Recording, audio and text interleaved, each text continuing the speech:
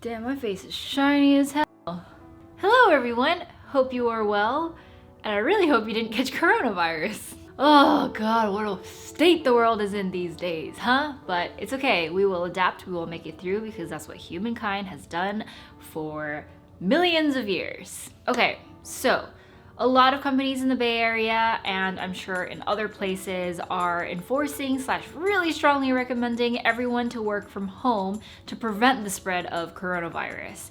So I thought it would be a really good opportunity for me to talk about helpful tips in working from home. For some of you, this might be like your first time working from home, and for others, this might not be anything new because you work from home usually anyways.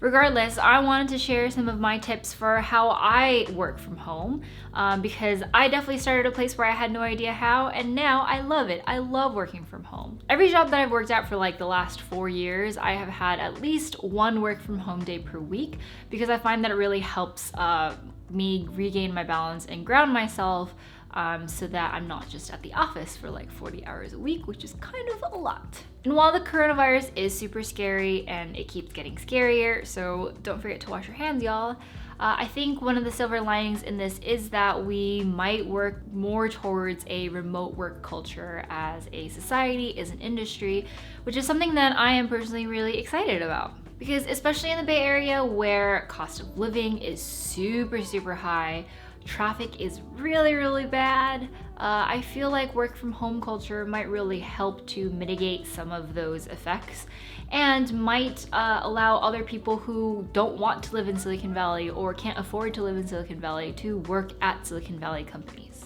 And I know that remote work does have its implications in that sometimes people say that it makes them work for longer hours because it's hard to separate between work and life. I think that as long as you keep some structure to yourself and that you have some routines that you like to follow and that you figure out something that works for you, then it can totally work. And I know some of y'all are like the ones that just like really want to go to the office because you just want to see people, and I feel the same way because I currently identify as more of an extrovert. But right now we're in a pandemic, so stay at home and don't spread germs and don't get sick. So we're in this together, y'all, and I wanted to share my tips and tricks. Also, if you have any tips and tricks of your own, leave them in the comments down below, as always. So let's get this thing started. And before that, if you were maybe brought here by the algorithm and to me, then thank you, algorithm. And hello, my name is Mayuko. I make videos about tech and lifestyle and career advice stuff. So please consider subscribing or just watching some of my other videos, which I'll link up here. So the thing that I wanted to address first is kind of the theme that underlies all of these tips that I'm going to talk about, which is about structure. So when you're working from home, you're literally in the comforts of your own home, and I know it's really enticing to just rest and chill and watch TV and do whatever. And if you want to, that's fine, that's your own truth, whatever. But for me, when I am in the mode of, hey, I want to do stuff and I want to get work done, then creating some structure in my day-to-day so that I get there seamlessly and easily without needing to pull my mental state along to get there, that's, I think, really an important part about having a successful work from home environment.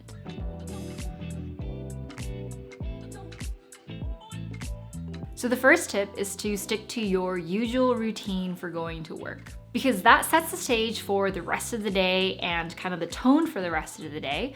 So kind of try to do all the things that you would normally do on a work day, just minus the commute. So those are things like waking up in the morning at the same time as you usually do.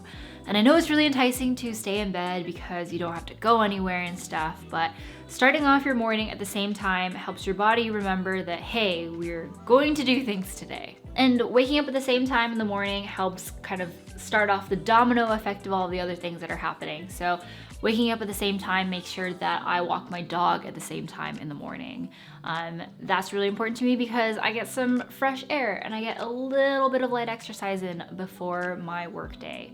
I also eat breakfast in the morning. I am a breakfast person. If I don't eat breakfast, I get really hangry and I can't think, and I'm just a very cranky person. So I usually eat what I normally eat, like a bowl of really good oatmeal or a Japanese breakfast, to help myself get into the state of things are going to happen today. And I have like my morning tea or my morning coffee, I have my water. It's like really just all of the same stuff that I would be doing to prepare for a regular workday.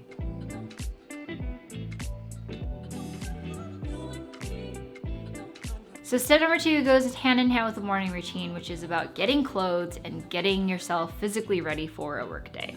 Again, I know it's really enticing to just stay in your pajamas all day, but I think that at least getting out of your pajamas into something else. It doesn't have to be like exactly what you would wear to work, because like I hate wearing jeans and I wear jeans to work, so I don't wear jeans on my work from home days, and instead I wear like some loungewear on the bottom. But it does help me to get out of my, okay, I'm done sleeping mindset. And I always wear like a shirt or something that I can make sure that I can hop into a call really easily without feeling embarrassed or sloppy. And for me, getting ready also means like putting my makeup on, because that helps me get into the mindset. A lot of this is just getting yourself and your body into the mindset of working.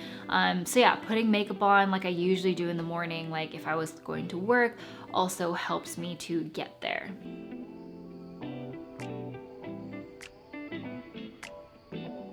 Tip number 3 is about your working location. So I know, again, really enticing to work from your bed because it is the most comfortable place in your house. But get yourself out of there. Find a spot that you are going to call like your office. If you have a desk at home like I do, then great spot. If you don't, then your dining room table is a great spot. Also, like your living room couch is a great spot. Just somewhere other than your bed, or somewhere that you see as relaxation. And having a space that you can claim, that you can just call your kind of mental space, is really important, because having a space like that helps you to better context switch between work and home as well. And so make sure that this area is clean, make sure that it is quiet, make sure that it's somewhere that you can take phone calls or video calls really easily in case that you need to hop onto something. I think just having a location for something like that is really important for working from home.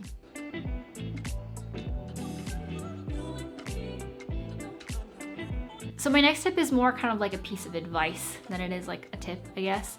And it's that it's okay if your workday working from home looks different from your workday working in the office. Because let's be real, you are in a completely different place, you're in a completely different environment, and so I think that having a little bit of flexibility there and not pressuring yourself, not expecting that you're going to perform the same way or do the same amount of work or communicate in the same way, I think is a realistic expectation to have. And I think it relieves you of the stress and pressure that you might put on yourself for working from home.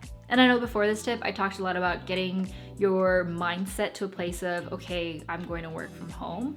But also I think it's just like a balance. Like what's the balance that you want to have between like feeling like you're at home and working from home versus like emulating working from your office as much as possible. And I think that's probably going to be a different answer for everybody. But I think it's a realistic expectation to have, to know that your work from home day is going to look very different from your work from office day. So for me, once I realized that, it was a little bit more forgiving and I had a little bit more flexibility in how I spent my time. And I think the biggest change that I incorporated into my life that helped with this was to just take breaks.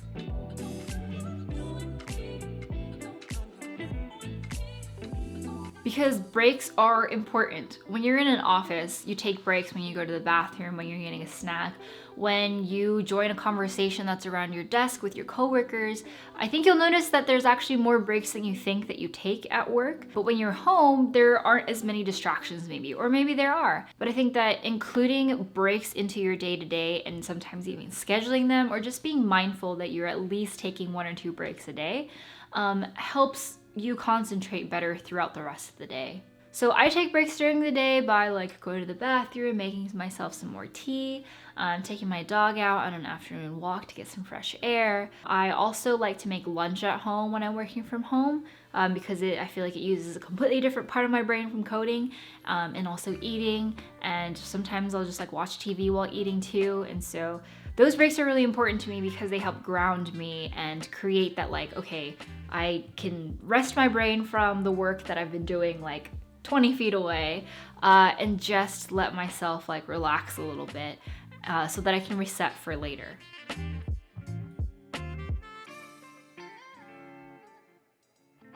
So my next tip is to communicate really well with your teammates when you're working from home. So this tip will apply to a lot of people who work on teams, especially in the tech industry, which is where I'm coming from. But it's really important to communicate, really over communicate when you're working from home, especially because you're not actually seeing these people that you're working with when you're working from home.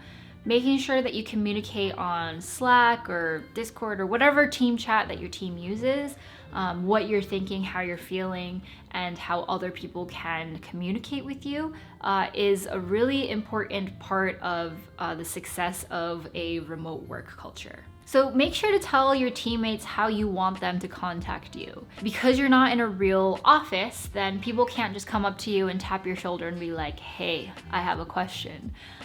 Instead, they're most likely going to communicate to you over a team chat or email or phone or video chat. And so setting your own boundaries too and telling them what those boundaries are really helps to have a successful work from home day. Because the reality of it is that people need stuff from you. You work on a team after all. And so telling people, okay, hey, I am focused right now, I'm concentrated, I don't really want any distractions unless it's an emergency. Maybe like setting your status on Slack to tell people that, or putting yourself on do not disturb. I oftentimes will like go into a team chat and be like, hey team, here's what's up. Like I am available all day through all of the usual means, but I might be heads down on something. So if you really need to contact me for something, then call me or then email me. So that way the team knows exactly how to get a hold of you if they really need you. And otherwise, if they need to get a hold of you or, it's not super urgent, they know how to contact you too. And it's totally normal to expect that lots of communication is going to happen over chat channels and stuff. And so making sure that you are responding kindly and typing in the way that you would talk helps other people pick up on the tone of your voice and the tone of what you are trying to communicate. Those are important things when you're not seeing people face to face. And going hand in hand with that previous tip is to make sure that you are available during normal working hours when you're working from home.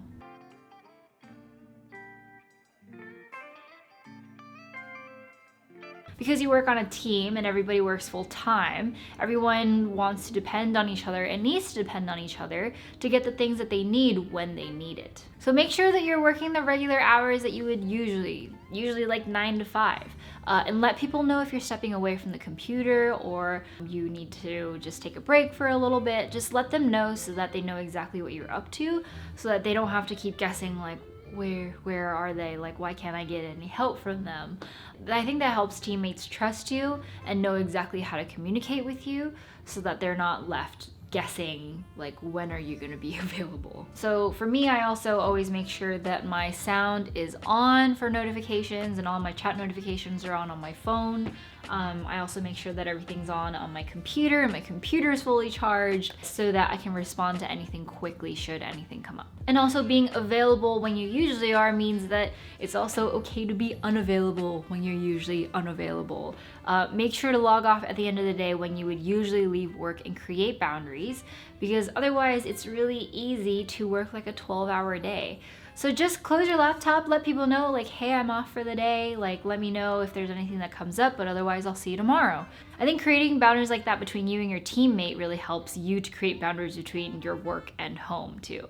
So make sure that you communicate all of those things. I know it can be kind of uncomfortable because you're talking about like your boundaries with people that you might not have ever talked about before, but ultimately that really helps with kind of your mental state and your emotional state in working from home. And it also just gets rid of a lot of awkwardness and tension that could otherwise exist. So I highly recommend doing this. So we're on my last couple of tips, which are all meant to prevent the kind of stir-crazy feeling that you get from working from home multiple consecutive days.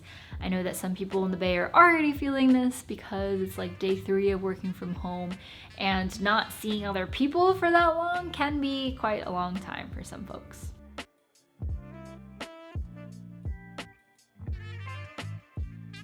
So, rapid fire some tips that I have for preventing stir craziness. Number 1, I said it before, but change locations. Don't stay at your desk for the full 8 hours, or don't stay at your desk every day for an entire week. Just change locations within your house, or change, go to a cafe or go to like a communal area, maybe in your apartment complex or something. Just have a change of scenery, and that will help a lot.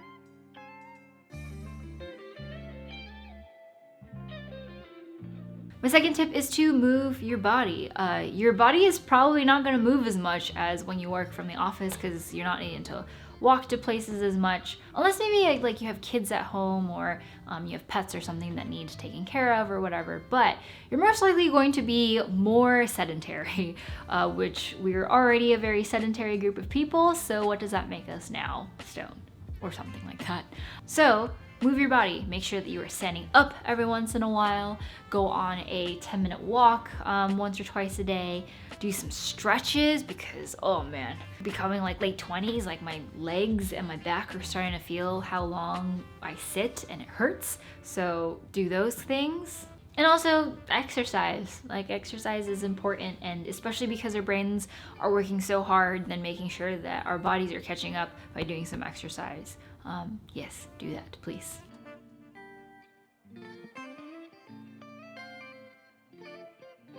My last tip for preventing stir craziness is to use a Pomodoro timer, which I think really helps with kind of the focus and motivation bit. You could work from home and stay super focused for 6 hours a day, but I am not one of those people.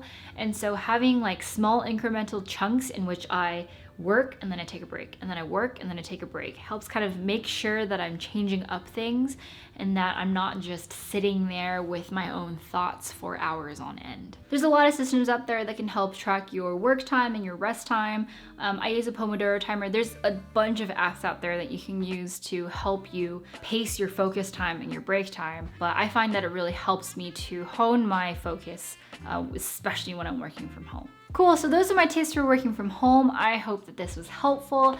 I really enjoy working from home. I actually prefer that as my default, if anything, because I feel like I have more control over my day-to-day and I can have a more balanced work-life balance, I guess, especially because I can easily context switch between work and home better. But I hope that your area is not super impacted by coronavirus.